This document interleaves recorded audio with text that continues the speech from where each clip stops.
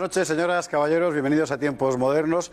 Hoy lo decimos y suena como una cosa lejanísima, pero dos generaciones de españoles, y una de ellas, por cierto, viva, creció con la guerra de Marruecos.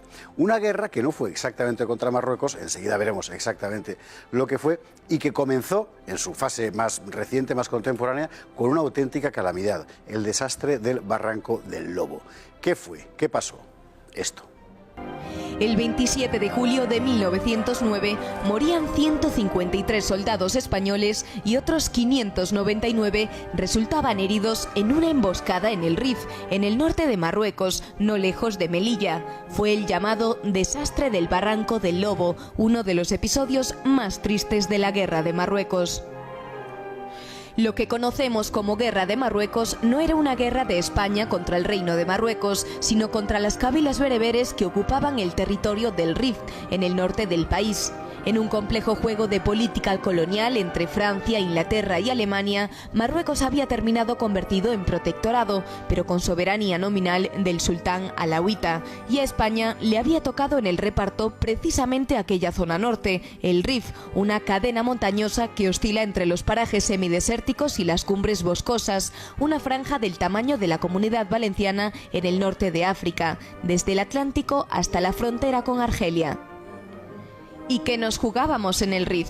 Un poco de todo, desde el punto de vista del prestigio nacional, una compensación moral a la pérdida de Cuba y Filipinas. Desde el punto de vista geopolítico, un colchón protector para las plazas tradicionales de Ceuta y Melilla. Y desde el punto de vista económico, los intereses mineros, particularmente los encarnados por Romanones y Güell. La movilización de tropas para el protectorado fue enormemente impopular. De hecho, desencadenaron la llamada Semana Trágica en Madrid y Barcelona, pero el gobierno estaba decidido. Lo que ocurrió aquel 27 de julio de 1909 fue que la negociación de la compañía minera con los cabecillas locales se torció y las cabilas bereberes empezaron a atacar posiciones españolas. El gobierno envió tropas para proteger Melilla y su contorno y la operación se efectuó con muy poca destreza. En uno de los puntos de contacto, el Barranco del Lobo, una tropa de leva mal adiestrada, nulamente motivada y sin protección artillera, quedó expuesta al fuego de los rifeños que disparaban desde la montaña, un garrafal error militar que terminó causando una carnicería. Y aún vendrían episodios más duros en aquella guerra de Marruecos, que en realidad no se libró contra Marruecos.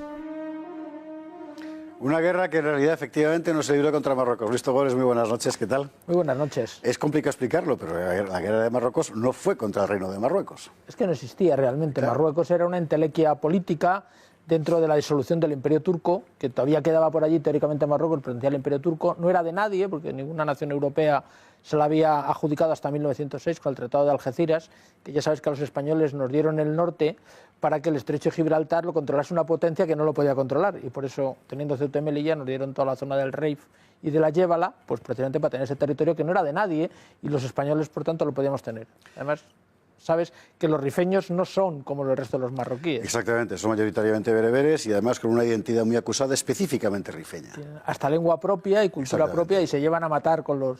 Cosa que es importante saber para entender por qué había tantos soldados marroquíes luego en las unidades regulares españolas que combatían allí. Y es que no eran propiamente hermanos de los sublevados, sino más bien lo contrario. Sí. Claro. En fin, el Rif nos interesaba por razones políticas, de prestigio, etcétera, y por el hierro de las minas. Sí, pero realmente el hierro era muy importante. Mira, mi abuelo se arruinó precisamente en la independencia de Marruecos porque él tenía minas en el Rif y nos echaron de allí y no pagaron las minas. Realmente el problema es que el año 98, y piensa que el año 6 es solamente 8 años después, sí. España había perdido su pequeño imperio y necesitaba, para ser una potencia europea de cierto peso, tener un imperio colonial. Y el sueño de Isabel la Católica, de que Marruecos fuese la zona de expansión, pues lógicamente estaba en Marruecos.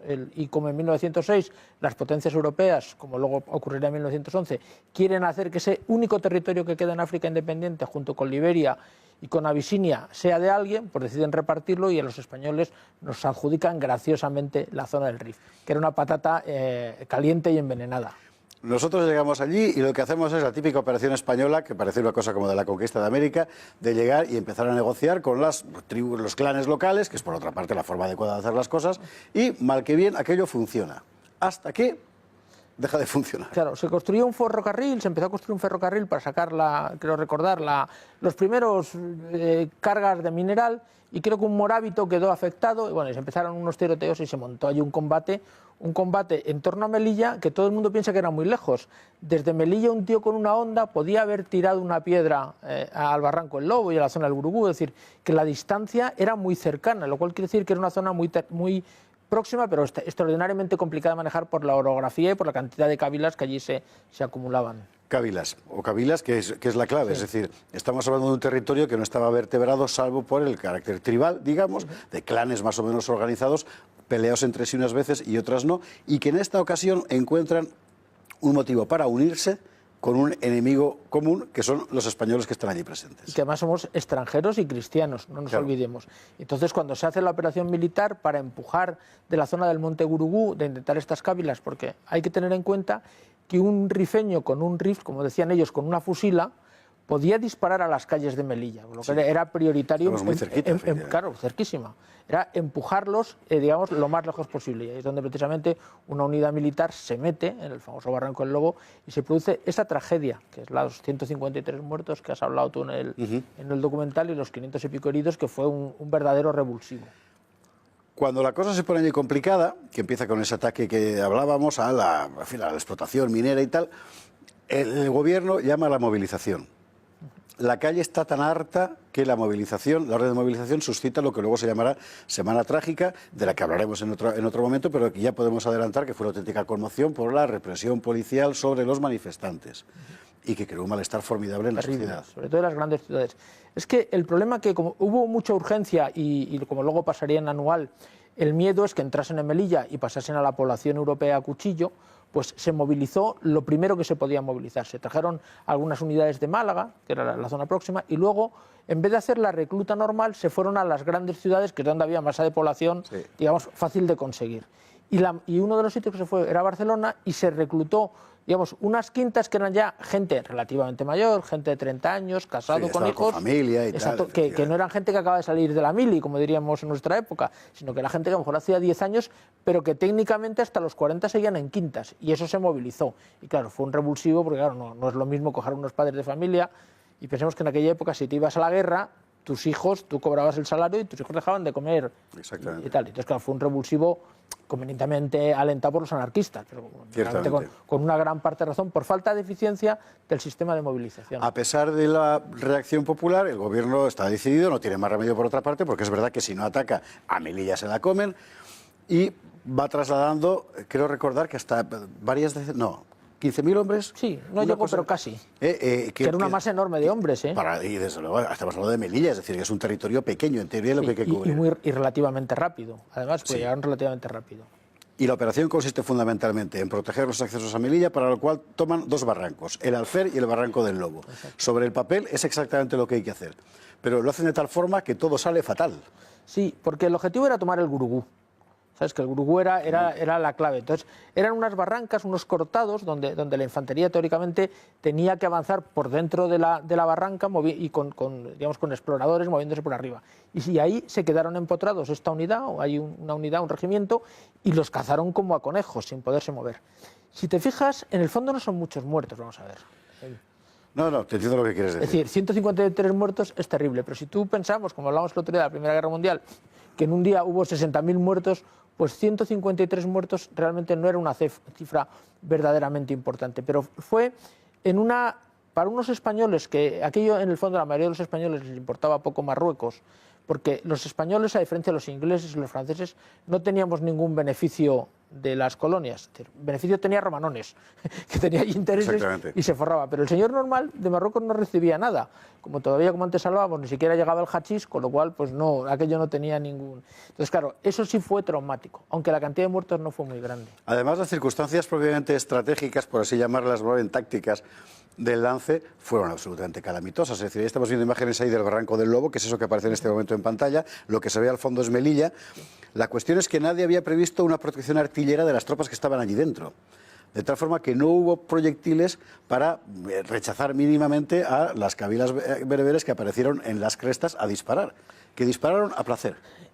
Es que yo creo que ahí en eso hubo una falta, vamos a ver, primero una falta de preparación, pero es que nadie pensó que las cávilas, tengo que de los primeros, desde la guerra de Marina, que hacía como 10 años antes, no había habido ningún conflicto. Y la verdad es que nosotros pensábamos que los rifeños eran un pueblo, bueno, que nada, un ejército europeo moderno, los íbamos a vencer sin ningún problema. Y los rifeños eran probablemente de la infantería irregular mejor del mundo. Sí. Y además, hombres, como eran guerreros soldados que vivían y dedicaban toda su vida a la rapiña, a disparar, a la caza y a matar a los vecinos. Y cuando no estaban matando al vecino, se mataban entre ellos. Con lo cual vivían sobre su terreno y eran soldados verdaderamente duros que nosotros no valoramos, no les dimos. Estamos al principio de la guerra en Marruecos. Piensa que la guerra esa durará hasta el año 27. Sí. Es decir, que no les dimos importancia. Claro, eso fue un error táctico junto a ineficiencias puramente militares de Estado Mayor. A partir de ese momento iba a empezar la guerra de Marruecos propiamente dicha, porque ha habido dos antes, pero sí, la que todo el español contemporáneo conoce como guerra de Marruecos es esta. El conflicto se va a enquistar y va a llegar a unas cumbres de crueldad en algún momento terribles. Es una guerra durísima, dura hasta el año 27.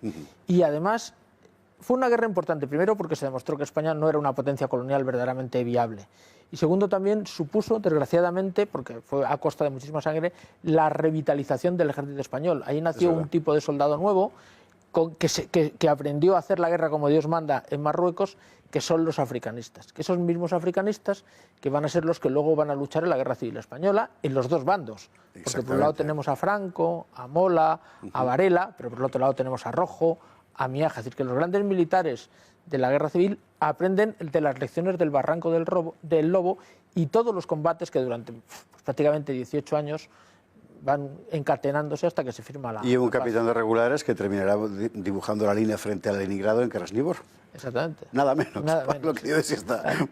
para que se vea lo que dio esta guerra. Seguiremos hablando de la guerra de Marruecos en futuras ocasiones. Queda, por supuesto, hablar de Anual y hablar también de las victorias, en fin, empezando por el desembarco de Alhucemas, que fue una operación realmente extraordinaria. Novedosa, el primer desembarco aeronaval de la historia. Exactamente. Y lo que significó el protectorado para la vida cotidiana española, porque aún hoy hay españoles que nacieron allí.